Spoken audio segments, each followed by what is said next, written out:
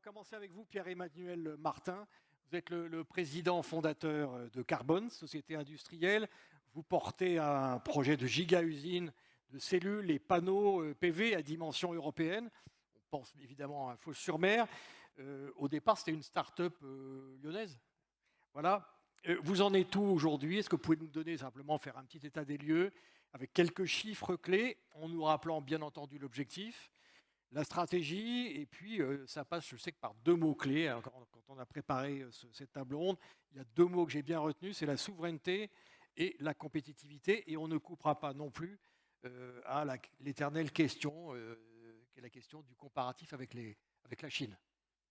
Bonjour, merci. Effectivement, pour ceux qui ne le savent pas encore, nous sommes effectivement une société à la base lyonnaise et une start-up industrielle, ou disons une entreprise industrielle qui démarre from scratch avec des associés et notamment l'ETI ECM.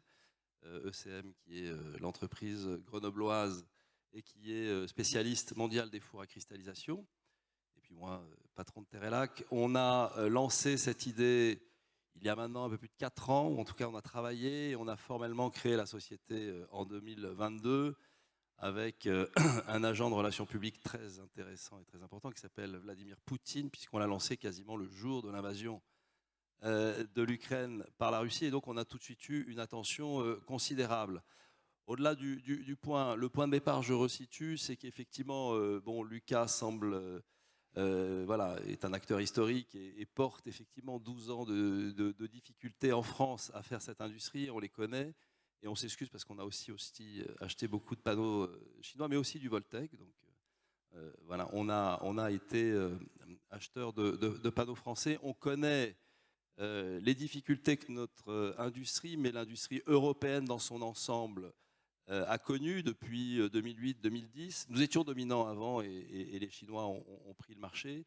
Et le point de départ, c'est que l'Europe a décidé de mettre un coup d'arrêt à cette pente, ou en tout cas à cette domination à 100% de modules asiatiques et principalement chinois, avec un objectif, Repower Europe, c'est 40% de notre marché à terme, 2030, devra provenir de matériel fabriqué dans des usines. Aujourd'hui, on en est à combien?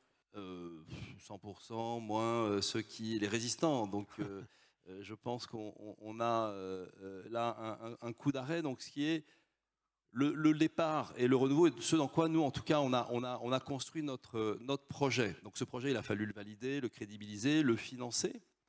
Bien évidemment, c'est 1,7 milliard, c'est 5 gigawatts à Fos-sur-Mer, c'est l'usine la plus intégrée d'Europe, puisque nous avons une gigafactory comme Thyssen à Catane, que je connais bien, puisque j'ai été quand même le patron d'Enel Green Power en France pendant quelques années, et j'ai travaillé sur cette usine, mais elle commence à la cellule, et c'est juste module. Nous, on part du lingot, on fait des wafers, des cellules et des modules. C'est 5 gigawatts en 2026, avec un certain nombre d'étapes préalables, et dont une unité de 500 mégawatts de modules qui sera en service en septembre 2025, qui est une usine pilote qui permettra d'éprouver certains process automatisés. Le renouveau et que l'on porte, évidemment, s'inscrit dans ces 40%, et je pense qu'Alexandre Israélian nous expliquera aussi que la France est quand même très en pointe, en Europe en tout cas, pour amener les autres pays à considérer. Donc sur les 27 pays membres, 23 ont signé et se sont engagés à ce que ces 40% soient en vigueur. Ça me rappelle, il y a 25 ans, quand on a démarré les énergies renouvelables en Europe, il y avait un objectif à terme 2010, 23% d'énergie renouvelable. Ce n'était pas contraignant au début, aujourd'hui c'est contraignant. Donc moi j'ai bon espoir avec certains actes, mais je laisserai en tout cas M. Israélian nous dire ce qu'il va y avoir en France. Voilà. Donc nous on sera à peu près les clous, la feuille de route, c'est 2025, on démarre les travaux. 2026, on finalise, et 2027, le ramp-up pour 5 gigawatts totalement intégrés, donc souverain, c'est-à-dire qu'il y a la chaîne la plus critique, si vous voulez, c'est le lingot et le wafer, voilà, c'est maîtrisé à 99% par des fabricants chinois. C'est un peu notre baguette de pain, si vous voulez, voilà, celle qu'on peut couper en tartines. Ça, on a beau maîtriser la confiture et le beurre, si on n'a pas le pain, c'est quand même difficile de manger des tartines. Et donc ça, c'est la Chine, elle maîtrise vraiment ça. Le sillage, la cristallisation et ça. Et nous, notre pari, c'est vraiment réussir et ramener ça en Europe, puisqu'on aime le rappeler, on a en France beaucoup de talent et une entreprise qui est la plus vieille du monde. Et là, je salue, je ne sais plus où est la députée de Nord-Isère qui se bat aussi pour cette entreprise, mais on a quand même Photowatt. Moi, je viens de cet écosystème. Et Photowatt a quand même été l'entreprise leader, il faut le savoir, sur le sillage, sur la cristallisation. Et encore jusqu'en 2002, je pense qu'on produisait avec Photowatt 2 fois plus de panneaux solaires en France qu'en Chine. Il y avait juste 10 mégawatts en Chine, mais voilà, donc c'est là où on vient. Merci de ce premier propos. Jan-Jacob Boom-Wichers, vous êtes le président de Holosolis. Votre objectif, mais vous allez le dire mieux que moi, c'est de produire localement des modules EPV avec pour objectif une usine de pointe. Hein, on va en parler très concrètement. Elle commencera également à produire en 2025, je ne dis pas de bêtises. Et à terme, alors il y a un chiffre qui est considérable. L'objectif, c'est quoi? 10 millions de panneaux par an? Ça, on va y arriver. Et ça va se situer où? Vous pouvez nous parler un peu de ce projet formidable? Bonjour mesdames et messieurs, je suis Jean-Jacob Boom-Wichers, je suis le président de Holosolis. Alors, je ne sais pas si ce microphone fonctionne bien. Ici, vous m'entendre? On vous entend. Et donc notre projet, effectivement, est de monter une usine de 5 gigawatts de panneaux et de cellules photovoltaïques basée à Hambach, en Moselle, à côté de Sarreguemines. Le projet avance extrêmement bien. Nous avons déposé début avril nos permis de construire. Avant cela, nous avons fait une concertation dans le cadre de la CNDP, donc toute la population locale était en faveur du projet. Et nous avons ensuite déposé les permis d'autorisation environnementale qui sont extrêmement complexes. Et nous avons ensuite, je vous annonce aujourd'hui que le terrain est acheté. C'est un terrain de 50 hectares à Sarreguemines, donc c'est 50 terrains de football sur lequel il y aura 18 hectares de bâtiments. Ça représente 180 mètres carrés. Le bâtiment des cellules fait à peu près 550 mètres de long sur 150 mètres de large. Le bâtiment des modules photovoltaïques fait à peu près 350 mètres de long sur à peu près 200 mètres de large. Un transstockeur de 30 mètres de haut, etc. Nous avons également l'électricité qu'il nous faut pour pouvoir lancer cette usine. Et surtout, on est dans un... Pourquoi la Moselle? Parce que c'est une zone de la France qui est restée extrêmement industrielle. Et il y a des compétences, il y a un savoir-faire. Il y a des compétences, il y a des compétences techniques. Combien de personnes? Il y a 1900 personnes sur le site lorsque le site sera à pleine capacité en 2027. Et nous avons, donc, comme je l'ai dit, 10 millions de panneaux photovoltaïques fabriqués par an, suffisant pour rendre 1 million de foyers indépendants à travers l'Europe. Et notre site est donc très très proche non seulement de la France, on arrive à couvrir la France, mais également l'Allemagne, le Benelux et le nord de l'Italie à une journée de camion. Donc c'est un site stratégique pour énormément de raisons. Qu'est-ce qui a été difficile? Ça a été quoi les obstacles? Il fallait convaincre ou au fond ça s'est bien passé, on vous a facilité les choses? Alors, nous avons eu énormément de soutien de la part d'une part de la région Grand Est et de la région de Sarreguemines. Donc les collectivités locales voulaient le jeu, mais nous avons choisi la France à partir de 6 pays et 40 sites. Le site de Sarreguemines à partir de 40 sites à travers l'Europe. Et ce qui a fait la différence à travers tous les autres gouvernements européens, c'était l'attitude du gouvernement français qui a réellement une stratégie de réindustrialisation. Et ayant vu ce qui s'est passé avec l'Ukraine, ayant vu ce qui s'est passé avec le Covid, et surtout, vous tous, ayant vu ce qui s'est passé avec le prix du silicium, qui est passé je vous rappelle, de 60 RMB le kilo en 2018, pour monter en 2022 à 250-300 RMB du kilo. Lorsque vous avez un acteur qui est en position de monopole, ça se finit toujours mal. Regardez le pétrole. Et donc, ce qui est important pour nous tous ici, c'est d'avoir une industrie résiliente également avec des critères où cette industrie peut fonctionner en Europe. Et pour moi, le NZIA dont on a parlé tout à l'heure est l'outil qui nous permettra d'arriver à cet objectif. Et le NZIA maintenant est voté, il est passé donc par le Conseil européen lundi, et par on est en pleine actualité. On est en pleine actualité et par le Parlement il y a un mois. Vous semblez très optimiste. Qu'est-ce qui pourrait faire que en fait, ce projet vraiment qui fait rêver pourrait éventuellement, je dis bien éventuellement, être un peu ralenti ou au fond, ça y est, c'est parti et maintenant, il n'y a plus grand-chose qui pourrait vous arrêter? Alors, bien sûr, Vous êtes tous des femmes et des hommes d'affaires. Les conditions de la réussite, voilà. En fait, les conditions de la réussite sont extrêmement simples. C'est la réglementation aujourd'hui. Vous l'avez entendu tout à l'heure avec la personne qui parle aux États-Unis. Qu'est-ce qui a fait qu'un marché américain fonctionne? C'est qu'il y a de la réglementation extrêmement claire qui donne une vision claire sur le long terme de là où va l'industrie.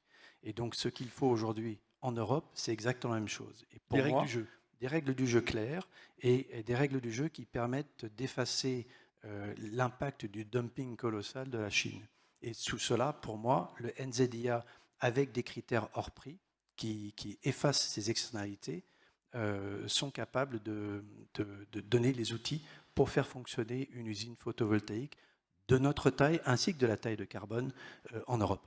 Donc ça va dans la bonne direction et vous pensez disposer de ces outils en fait? Moi personnellement, je pense que la situation macroéconomique et géopolitique pour le lancement de Gigafactory, pour apporter une indépendance, une souveraineté énergétique à la France et à l'Europe, n'ont jamais été aussi bien réunies que maintenant. Les conditions sont remplies. Je me tourne justement vers vous, Alexandre Israélian. Vous représentez ce qu'on appelle la DGE, la Direction Générale des Entreprises, sous l'autorité de Bercy. Vous êtes directeur de projet maîtrise de la consommation énergie dans l'industrie et des filières industrielles des renouvelables. Vous pouvez d'abord nous rappeler peut-être l'objectif et les conditions pour réussir. On en parlait il y a un instant. C'est quoi? C'est l'engagement, c'est la construction, ou en tout cas la co-construction. Et puis, est-ce qu'il faut accélérer? Vous allez sans doute me dire oui.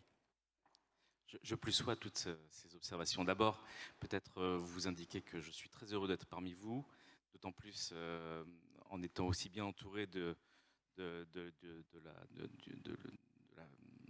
tissu industriel qui se lance ou qui tend à se renforcer avec notamment Voltec en France dans le secteur de l'industrie du PV, et que la Direction Générale des Entreprises souhaite autant que possible accompagner ce renouveau du photovoltaïque. Alors peut-être dézoomer un tout petit peu pour répondre à la question, si vous me le permettez.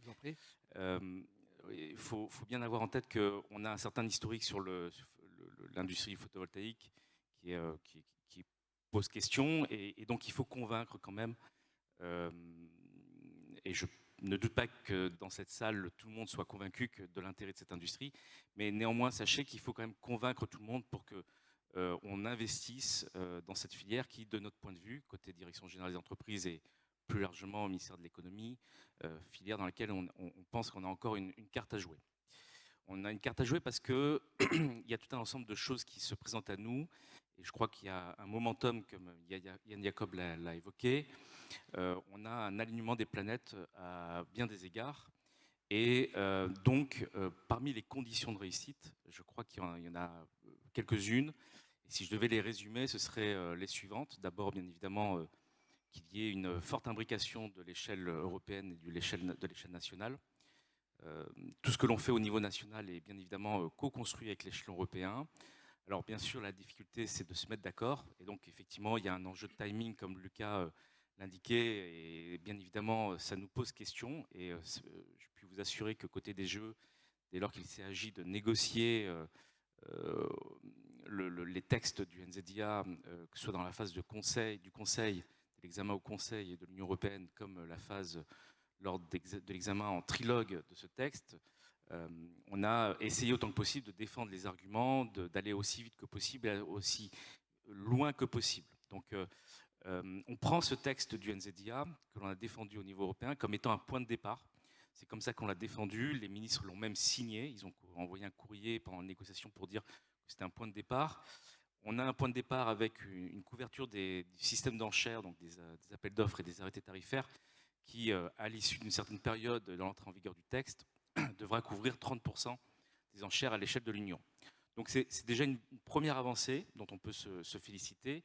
Maintenant, on est conscient qu'il y a un enjeu d'articulation, de timing entre ce timing-là, les usines existantes, enfin l'usine existante, et celles qui vont venir. Donc on essaye de construire ce cadre à l'échelle nationale pour faire en sorte que les gigafactories et les usines aient des carnets de commandes pour fonctionner. Et là-dessus, la France essaye autant que possible, avec les différentes composantes ministérielles, de s'assurer que les usines bénéficient d'un certain nombre de mesures réglementaires pour flécher les appels d'offres et les arrêtés tarifaires vers l'offre industrielle.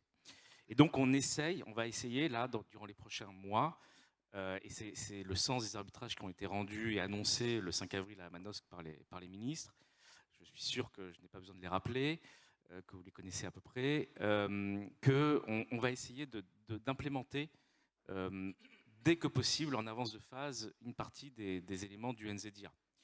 Et donc parmi ces aspects-là, il y a les critères hors prix, dont Yann Jacob a évoqué l'existence, et bien sûr, au-delà des critères de durabilité, de normes sociales, il y a aussi celui de la résilience. Donc se pose devant nous l'enjeu de l'implémentation de la résilience. Alors, bien évidemment, on va essayer de l'aller aussi vite que possible, mais c'est quand même un tango avec l'Union européenne, et on essaye autant que possible d'influencer sur l'Union européenne pour que les actes d'exécution de ce règlement Net Zero Industry Act soient à la mesure de ce que l'on souhaite.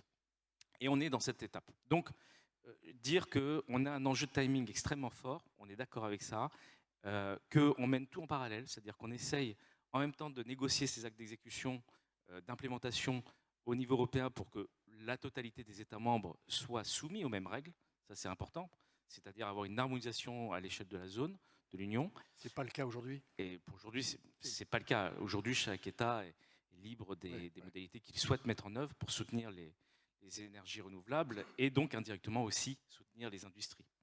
Et du coup, le fait d'avoir une cible de 30% d'enchères couvertes, d'appels d'offres et d'arrêtés tarifaires couverts à l'échelle de l'Union européenne dans chaque État membre, ça veut dire qu'il y a une homogénéisation qui commence. Alors, encore une fois, c'est un point de départ. Et donc, on exécute, on met en œuvre au niveau national et en même temps, on négocie au niveau européen. Et donc ça, c'est les deux leviers. C'est les deux leviers. L'imbrication et aller vite, aussi vite que possible et anticiper. Donc ça, c'est les conditions de réussite. Un élément qui est très important, bien évidemment, c'est qu'il faut aussi qu'en contrepartie de l'effort qui est fait par la puissance publique, parce qu'on est conscient qu'il y a un différentiel de compétitivité avec les panneaux qui sont produits à l'étranger, et en particulier en Chine, il faut que l'on trouve les bonnes mesures pour que les panneaux, grâce aux critères hors prix, soient vendus sur le marché et que le soutien des finances publiques, donc un surcoût pour les finances publiques, puisse compenser ce surcoût. Et donc on est en train de travailler dans ce sens-là. Ça veut dire que la puissance publique prend son rôle très sérieusement et ses responsabilités sur le sujet. On travaille sur ces paramètres. On n'a pas encore fini d'avancer, mais on a déjà commencé à préparer la suite dans ce sens. Ça signifie aussi que, au-delà de la responsabilité que porte la puissance publique, que ce soit l'État, mais aussi les collectivités, soit dit en passant, dans le cadre de la commande publique, par exemple, il y a aussi un engagement des filières, et donc on est très attentif, côté ministère de l'économie, à ce que les filières, qu'elles soient énergéticiennes ou industrielles, qu'elles s'engagent dans ce sens-là. Pour ça, il faut qu'elles aient une vision commune. Est-ce que, de votre point de vue, est-ce que c'est le cas aujourd'hui ? Alors, je pense qu'on converge de plus en plus. Je pense que pendant très longtemps, il y a eu une certaine divergence entre les objectifs, et très clairement, on avait une très forte volonté de déployer l'énergie renouvelable, quelles que soient les modalités. Or, aujourd'hui, on est quand même dans un changement de paradigme avec la volonté d'avoir cet objectif, mais aussi de soutenir l'industrie. Et cette vision devient de plus en plus partagée.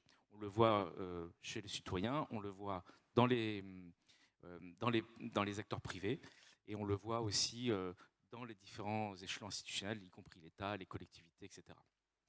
Donc dire qu'il faut qu'il y ait un engagement collectif de toutes les parties, et donc on attend d'un certain nombre de mesures qu'on a apportées, comme le pacte solaire, qu'il y ait un maximum de portée, parce que, encore une fois, si l'État finance par les critères hors prix ce différentiel de compétitivité, plus par exemple le crédit d'impôt industrie verte qui permet de dérisquer un premier investissement d'usine, il faut aussi que les acteurs privés s'emparent de ces modèles et apportent leur contribution en s'engageant à acheter des panneaux à mes chers collègues qui sont avec moi ici, et ainsi que le cas dans la salle.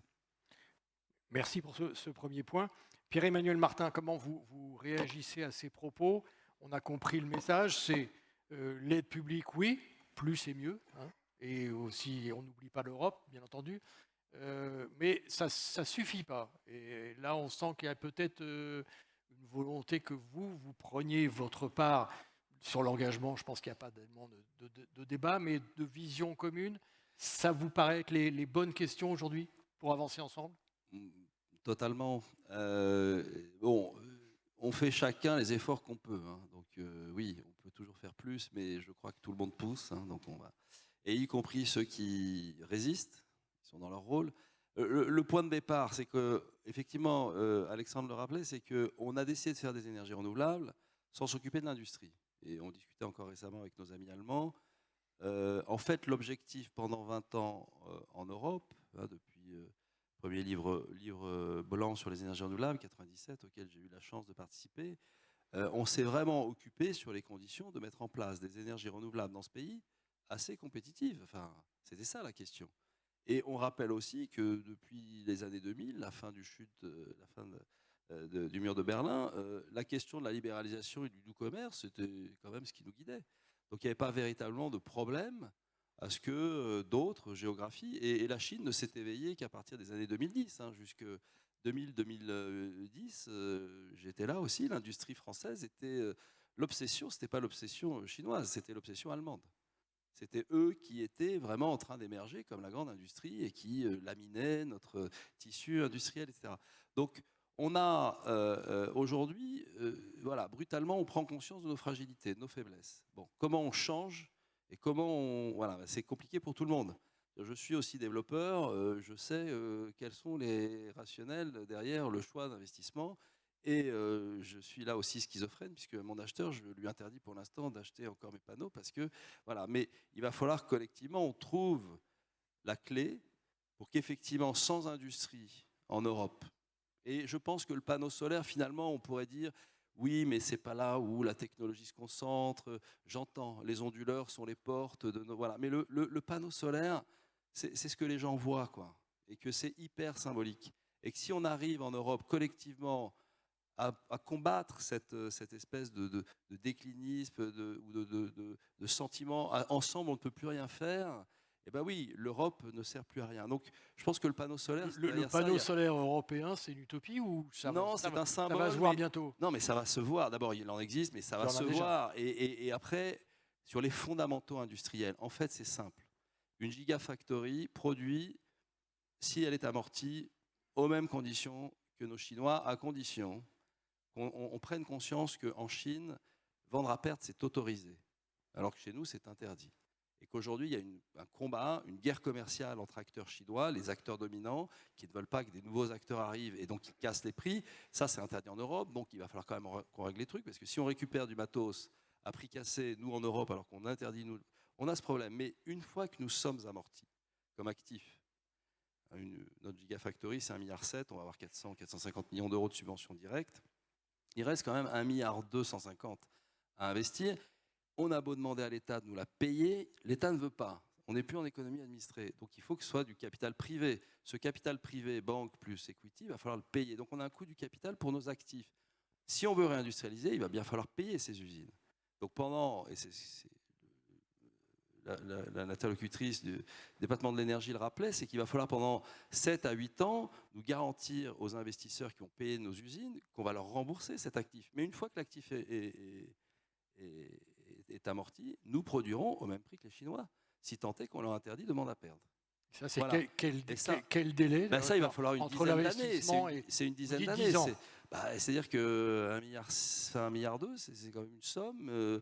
Vous faites la part equity, la part dette, vous faites les multiples de ce qu'attendent les investisseurs d'un côté et les banques de l'autre.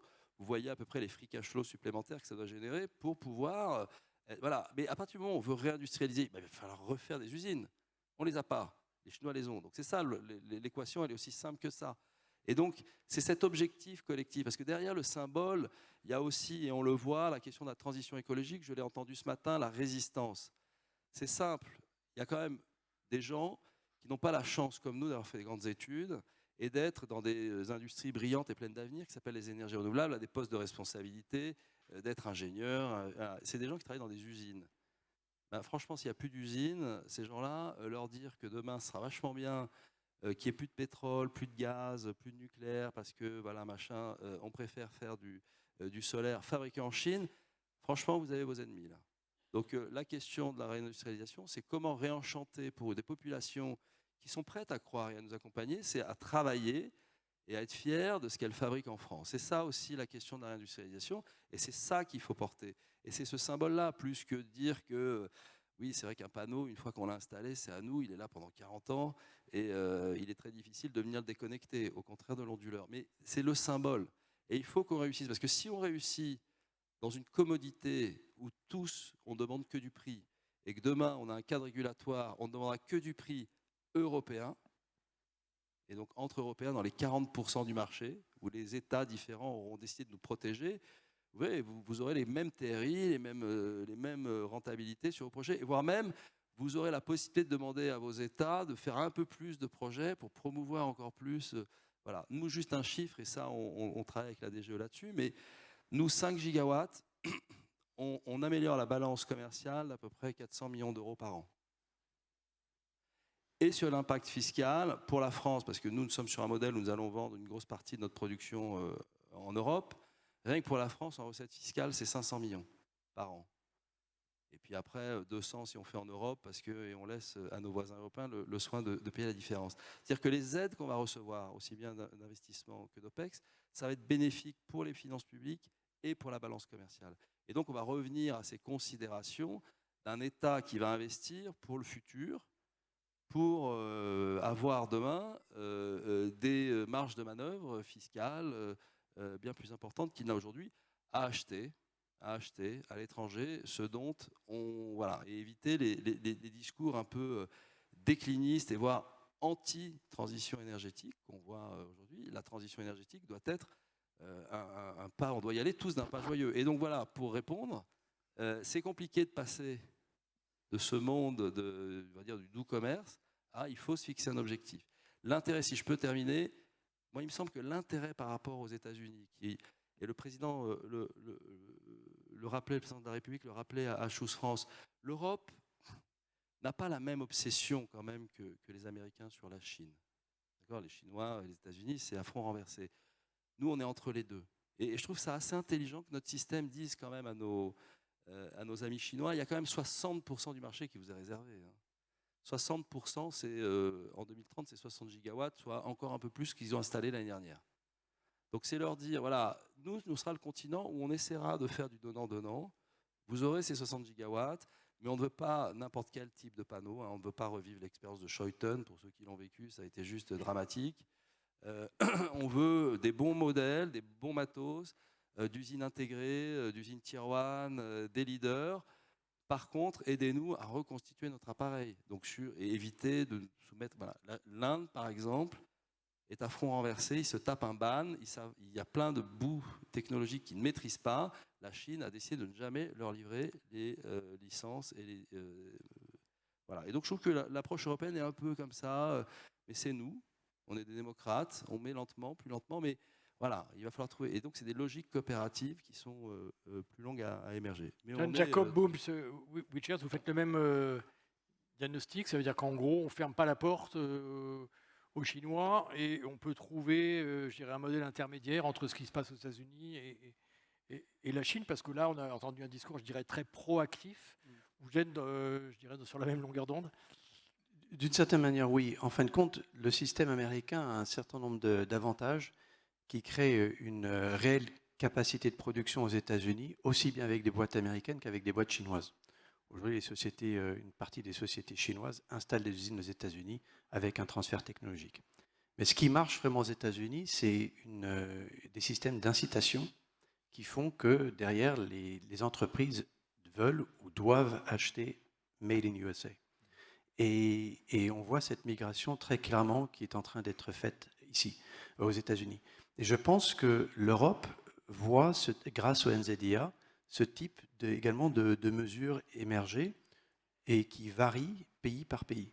Donc la France a des systèmes qu'il peut utiliser au niveau de l'empreinte carbone. C'est une des mesures, mais on parlait tout à l'heure d'autres mesures telles que des critères hors prix. L'Italie, elle, travaille sur d'autres critères qui, eux, sont de donner des crédits d'impôt des tax credits qui varient suivant le nombre d'étapes produites en Italie. On appelle ça la Lex Enel, qui derrière, non seulement bénéficie l'industrie européenne et la reconstruction de l'industrie européenne, mais surtout bénéficie aux développeurs. Parce qu'avec ces crédits d'impôt, finalement, vous savez tous comme moi que le panneau photovoltaïque représente, suivant que vous ayez une ombrière ou un système installé au sol, représente entre 10 à 20% de votre totalité de votre CAPEX pour monter une centrale. Donc, que ce soit un panneau photovoltaïque européen ou un panneau photovoltaïque chinois, la différence au niveau de votre LCOE, il est 3 chiffres derrière la virgule. Donc, si réellement il y a une volonté derrière et une aide fiscale ou une aide, on peut trouver tout un tas d'idées, pays par pays, pour créer l'incentive, pour que tout le monde s'y retrouve. À nouveau, moi, ce qui est très très important, c'est que je réitère le point du danger d'avoir un monopole dans lequel l'Europe serait totalement dépendante. On a vu cela à partir des années 75 avec la dépendance qu'on a eue sur le pétrole, avec l'OPEC qui a totalement contrôlé le marché. Et ce qui se passe aujourd'hui, c'est que 95% des panneaux photovoltaïques installés en Europe viennent de Chine, et que demain, si c'est 100%, je vous garantis que les prix des panneaux vont augmenter, c'est inévitable. Et donc aujourd'hui, créer un système pour promouvoir ce développement du photovoltaïque en Europe est non seulement important pour l'Europe, pour tous les emplois qu'on est capable de créer, mais par rapport à notre souveraineté et par rapport à vos business models. Et donc ne pas avoir de module, tout d'un coup, tout va s'arrêter. Et ce qui me frappe, c'est que lorsque l'on parle avec des personnes dans d'autres pays d'Europe, comme par exemple l'Allemagne, le discours récurrent de nos clients en Allemagne sont de dire « nous avons absolument besoin d'avoir un système de backup parce que ce n'est pas une question si, mais quand il va y avoir un conflit avec la Chine ». Et le fait que ce week-end, la marine chinoise et les forces aériennes chinoises ont fait un simulacre d'invasion de la Chine a flippé un certain nombre de Taïwan, pardonnez-moi. Oui, je suis bien. A vraiment inquiété un certain nombre de ses clients qui m'ont appelé en disant qu'est-ce qui se passe, qu'est-ce que tu en penses? Donc, le problème va arriver. Et donc, il est important pour nous que l'on ait une capacité à produire ces 40% de panneaux photovoltaïques, tel que le dit le NZIA, d'ici 2030. Et 2030, c'est vraiment demain. Et donc, cela veut dire que si on pense à un marché de 100 gigawatts, pour faire simple, mais je pense que ce sera beaucoup plus que ça, ça veut dire que 40 gigawatts devront être produits ici en Europe. Notre usine va en fabriquer 5 gigawatts, commencer la production en 2026 et ramped up en plein à 5,1 gigawatts en 2028. L'usine de Carbone fera 5 gigawatts à peu près également. Donc finalement, à nous deux, 10 gigawatts, plus l'usine de Enel, plus peut-être d'autres, il reste encore de la marge. Il y a d'autres usines qui devront être créées également. Si je vous en comprends bien, vous croyez plus, je dirais, à l'addition de modèles nationaux, mais ce n'est pas forcément grave, quitte à ce qu'ils soient complémentaires, qu'à un vrai modèle européen en la matière? Ou l'un, ce n'est pas contradictoire? Je pense que les règles de base aujourd'hui sont établies dans le NZIA. D'accord. Ensuite, la manière de chaque pays pour pouvoir déterminer comment il va l'implémenter va varier. L'Allemagne parlait d'un système où on va obtenir un bonus suivant le nombre d'étapes qui sont fabriquées en Europe. L'Italie, elle, parlait d'un crédit d'impôt qui serait apporté suivant également si on utilise un module, une cellule de différents types et un onduleur installé en Europe. Donc il y a différents types de modèles et je pense que chaque pays trouvera la méthode qui lui convient le mieux. Alexandre Israélien, c'est la bonne méthode, ça, il faut être pragmatique. Il faut prendre ce qui se passe de bien et puis bon, on avance ensemble, Oui. Même si ce n'est pas exactement les mêmes modèles. Oui, alors en fait il y a deux niveaux comme l'indique Yann Jacob. Il y a un niveau européen et un niveau national. Et l'enjeu, c'est pour ça que je parlais de ça en premier lieu comme condition de réussite, c'est de trouver la bonne imbrication entre les deux niveaux et avoir donc un minimum de points communs avec les États membres partenaires, sachant que l'Union européenne, ce sont 27 États membres, chacun avec des préférences collectives différentes, mais néanmoins qui doivent converger sur des principes à minima. Or, c'est pas gagné. Mais pour autant, on est très optimiste. La preuve, on a réussi à avoir des articles dans le NZIA qui vont dans ce sens-là. Au débarrage de la négociation, il n'y avait plus d'articles sur le sujet qu'on évoque. On a réussi à les réintroduire. La France a porté le sujet avec d'autres États membres. On a eu la chance d'avoir une certaine configuration en créant les conditions de cette chance-là aussi. Donc c'est un travail diplomatique. Et donc ça démontre qu'il y a quand même des points communs que l'on peut avoir entre États membres. L'enjeu, deuxièmement, c'est d'avoir une convergence, une homogénéisation progressive. Mais progressive, ça ne veut pas dire... ça signifie dans un temps raisonnable. 2030, c'est un bon horizon. Mais si on parle de 2035, on commence à être un peu loin. Comme disait Keynes, demain on sera mort dans une telle temporalité.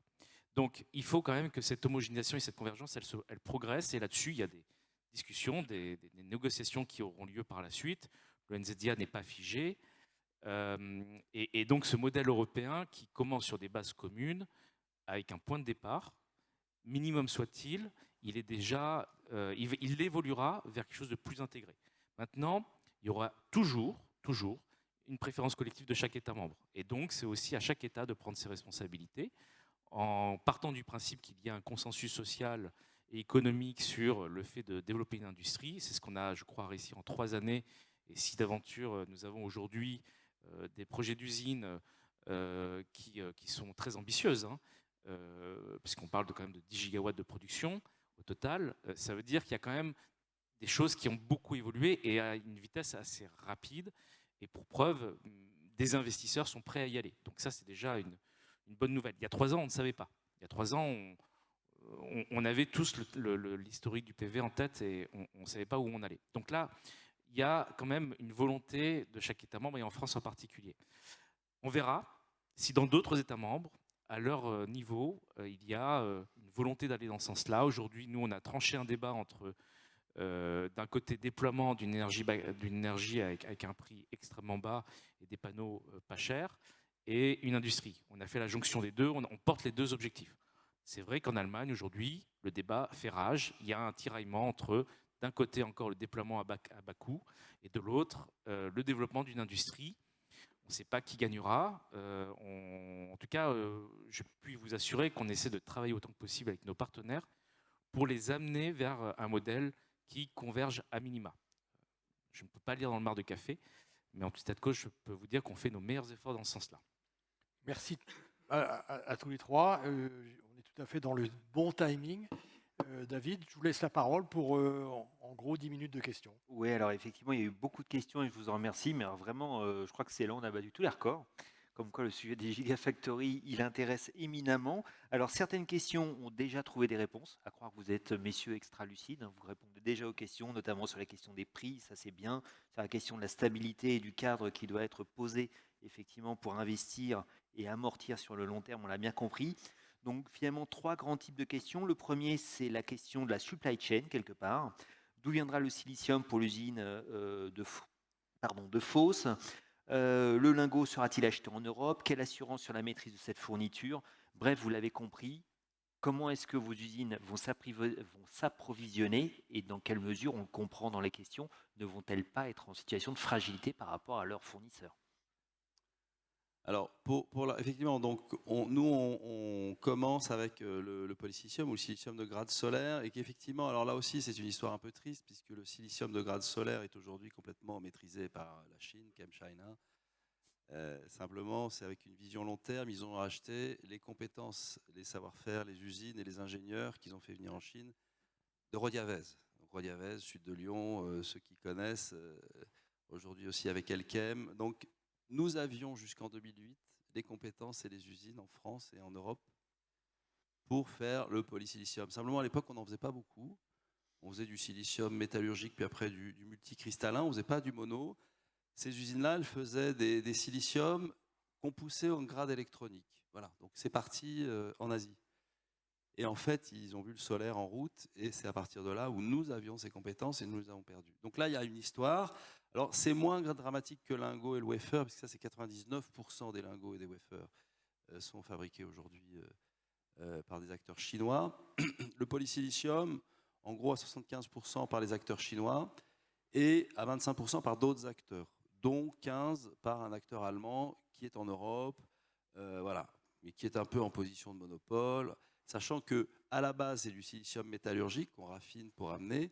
Donc cet acteur s'appelle Wacker, et à la base, son principal fournisseur de silicium métallurgique, c'est Ferroglobe, Ferropem, dont les usines sont en France, et notamment une qui est chère à mon cœur, puisque de Grenoblois, puisque entre Grenoble et l'Alpe d'Huez, on passe dans la Romanche, et c'est l'usine de Ferropem au Claveau, à Livet-Gavet, qui fabrique quand même 20 000 tonnes de silicium métallurgique utilisé par Wacker. Donc on a la chaîne en Europe.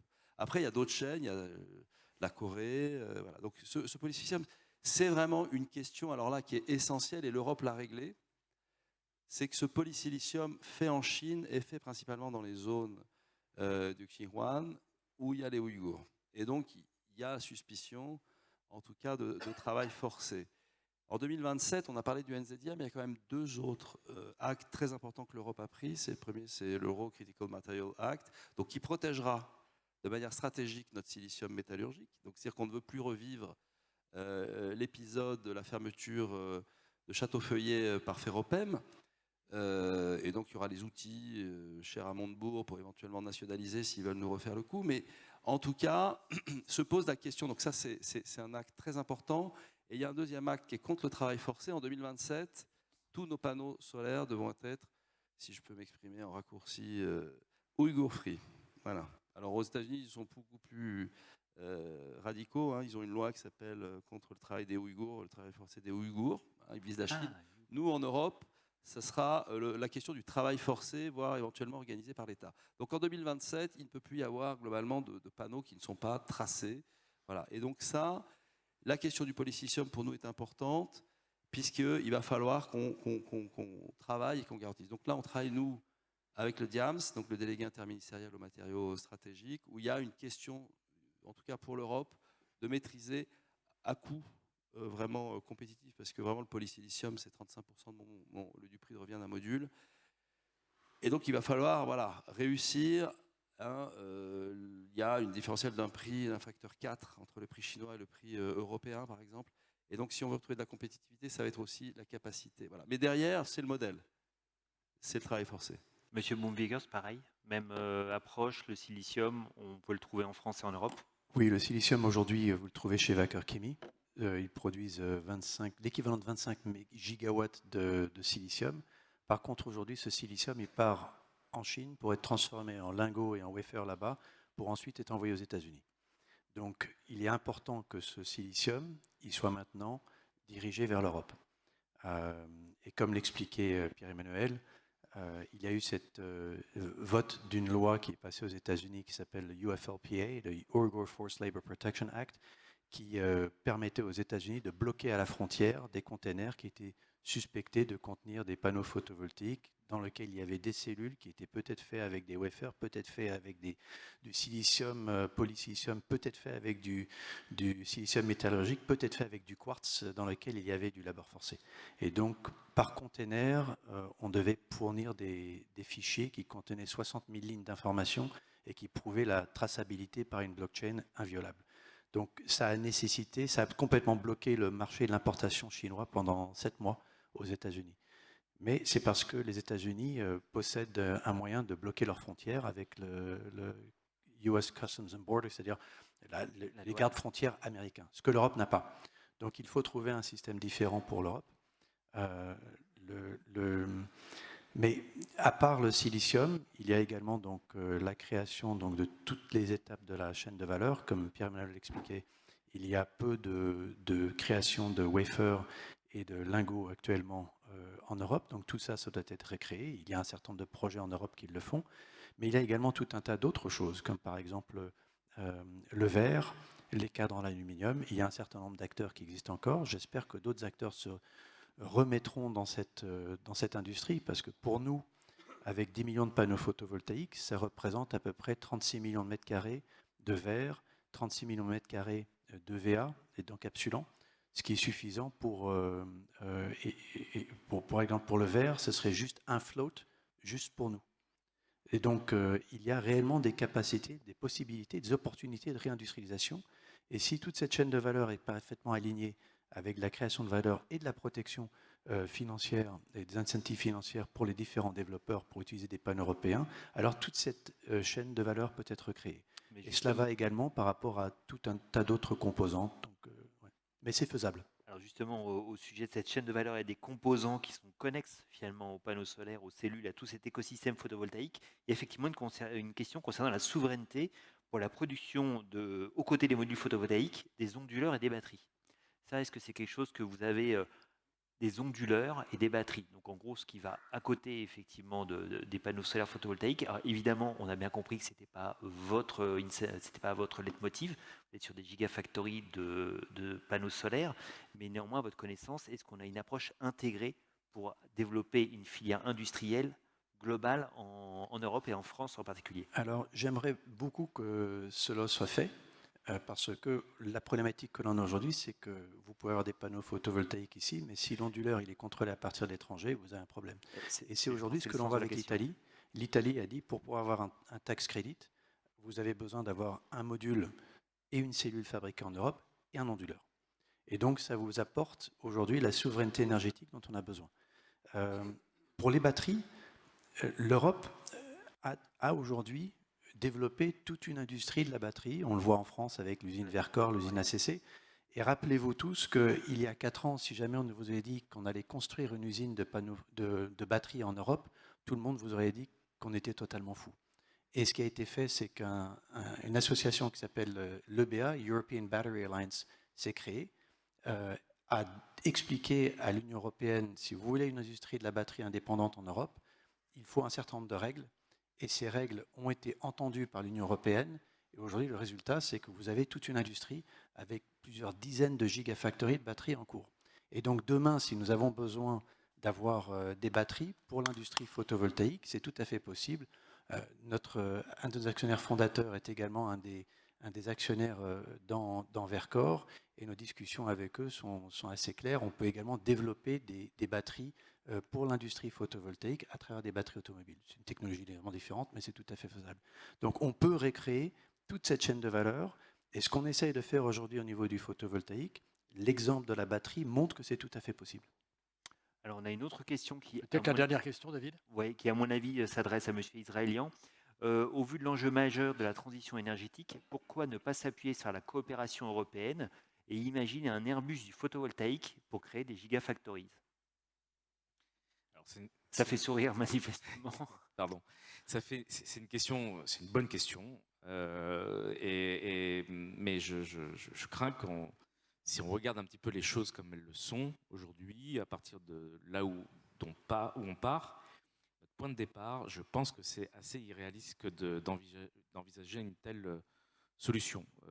Je crois que d'abord, il n'y a pas de volonté politique de ce niveau-là. Il y a une volonté de soutenir l'industrie et de s'assurer qu'elle soit compétitive, comme dans d'autres secteurs qui sont considérés comme étant stratégiques. Alors, on a parlé des batteries, mais on pourrait parler d'autres domaines. Après, il y a aussi des choses qui sont différentes selon les secteurs. Et la comparaison ne vaut pas raison avec le secteur des batteries non plus. On a un engagement avec un IPCEI sur les batteries. Les conditions pour faire un tel schéma sur le photovoltaïque nous paraît beaucoup plus difficile pour tout un ensemble de raisons. Donc je ne voudrais pas doucher un peu les espoirs de la personne qui a posé la question. Je pense qu'il faut être réaliste, essayer déjà de faire fonctionner des usines comme on l'a indiqué, et si on peut aller plus loin et avoir des opérateurs qui soient à la mesure qu'on pourrait qualifier de Airbus, pourquoi pas, mais chaque chose en son temps et progressons par étapes. Merci. Merci beaucoup à tous les trois. C'était vraiment tout à fait passionnant, très concret. Et franchement, je pense que nous avons tous appris beaucoup de choses. Merci encore de vos témoignages et de ces paroles, j'ai envie de dire, de terrain avec la vision publique, effectivement. Merci.